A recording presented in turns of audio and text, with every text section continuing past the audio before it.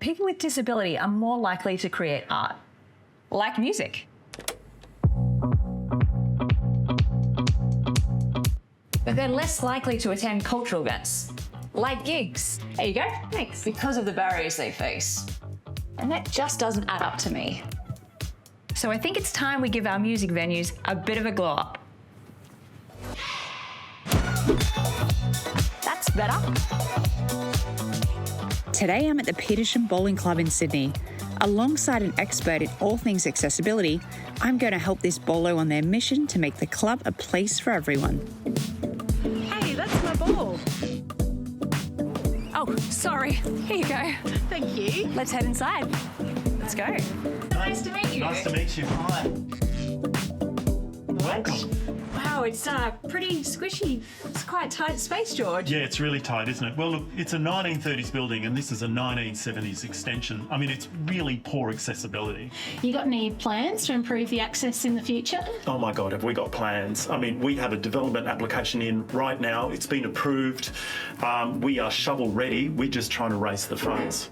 This is what we call the beerometer, which is sort of tracking the fundraising as we're going along the way. So we need to get about $500,000. We're about 1/10 of the way there. We have events that we run and we're tacking the fundraising around that. One of the big ones we did recently was our Medieval Day, which is a crazy day. We have medieval reenactments on the top green. It was huge. I mean, it was like we had, I think, 1,000 people come in. We made some really good money on that. Congrats on everything you've done, thinking through that major capital works and your plan to get there. I wonder if there might be some cheap and easy and quick things that we could get started on straight away. Let's go and have a look around.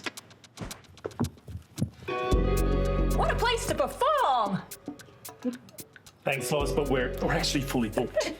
I think we can have a look at the edge of the stage, maybe putting some high contrast tape on that, particularly for anyone with low vision, to make sure we avoid any trip hazards, make it safe for people. Excellent, I love it. Super easy and practical. I need to take a rest after that performance. You know, something we often don't think about when we think about chairs is that it's good to have a variety of different chair options for different types of people. So it's really great that all your chairs here in the venue have backrests, but for some people it can be really helpful to have armrests so they can kind of push themselves up out of the chair and get in and out nice and easily. So I reckon that'd be a kind of quick and easy win to have a look at. Such a great idea. I never thought of it. Wondering if you've come across something called the Sunflower Program. The sunflower is the symbol of people with non-visible disability. It makes us think about the 80 to 90% of people living with disability who don't have things that we can easily see. I myself am a sunflower user, and so when I've got this on out in the community, it signals to organisations that have had the training that I'm someone that might need a little bit of extra assistance. So it would be an idea to have a look at getting on board with the Sunflower Program here and doing that training as well. Again, another really simple but effective tool. George, I need to use the toilet. Can you show me where they are? I thought it was really obvious. Well, actually, I did notice something about those toilets, so let's go and have a look.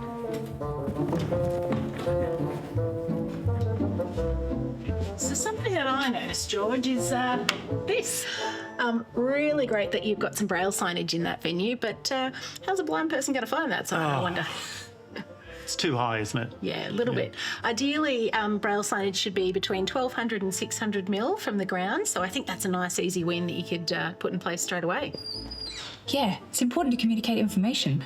Speaking of which, what does your website look like? Like a website. Should we go take a look? Okay. Access really does start online, so it's important to make sure that you actually tell people about the accessibility that we've got here in this venue, because then people can make an informed choice about whether it's going to work for them or not. So I would recommend definitely having a page specifically about accessibility on your website. Okay, less talking. It's time to make this glow up happen. Leave it to me. That's it. Make that tape shine.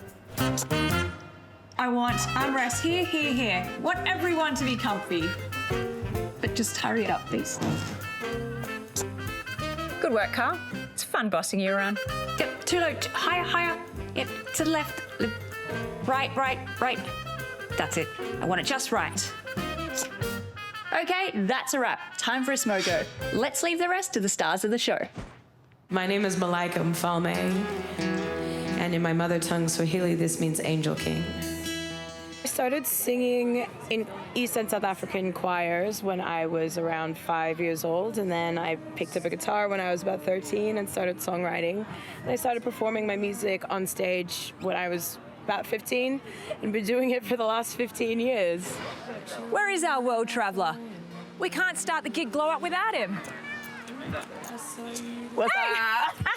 How are you? I'm good, Boo. How are you? Good, so good to see you. Nice to meet you as well. So, if you don't mind me asking, tell me a bit about your disability. It is called a congenital vena cava sinus malformation, and it essentially means that my two veins in my left leg have like morphed together when I was like in the womb. My mom likes to say that I was undercooked in the oven. Literally a cute way to say that I was just premature. And essentially it just means that all the blood pools down to my leg, which makes it swell and very painful. So walking is hard, standing is hard, running is impossible, and I'm kind of in near constant pain all the time. But I was born with it. I've lived with it my whole life, so I don't really know any different. Absolutely, and that's one thing I always explain to people when they ask me about my hand difference. When you're born this way, you don't know any different. So Literally. you just adapt. It's like being born with 10 fingers. That's what you grow up with, and that's it. Not missing anything. Exactly. So look, there are a lot of exciting changes happening here at the Bolo. They're going to be installing a ramp so that it is more accessible. Like, how would a change like that impact you? I think for me, somebody who lives with a mild disability, it will be nice to walk up a ramp instead of stairs. That's always easier. However, I think it'll be deeply, deeply impactful to wheelchair users. My ex-bandmate, her name is Luna, and she's a bassist, and unfortunately she just can't play on stage with us anymore because venues are not accessible. The disorder that she has is degenerative, so she's kind of continuously getting worse. But I know that it would mean the world to her if I could wheel her up here and she could play a gig and feel like happy and comfortable to do so.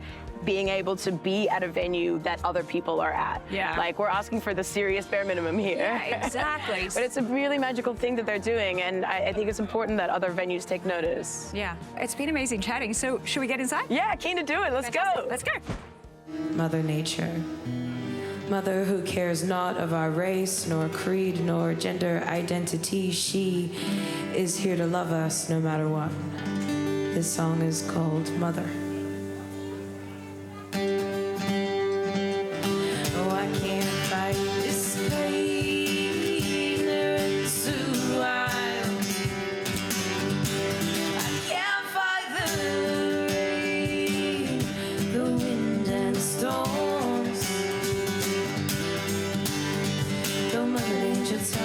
She warns me not to feel so low.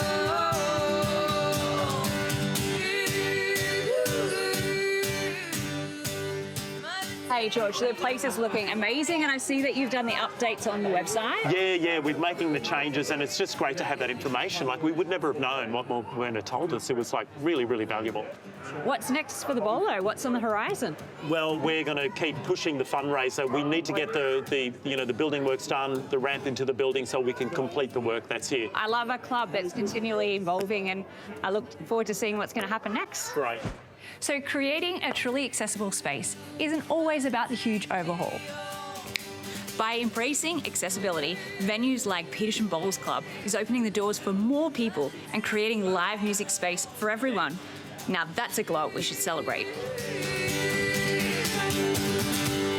Mother, take me home.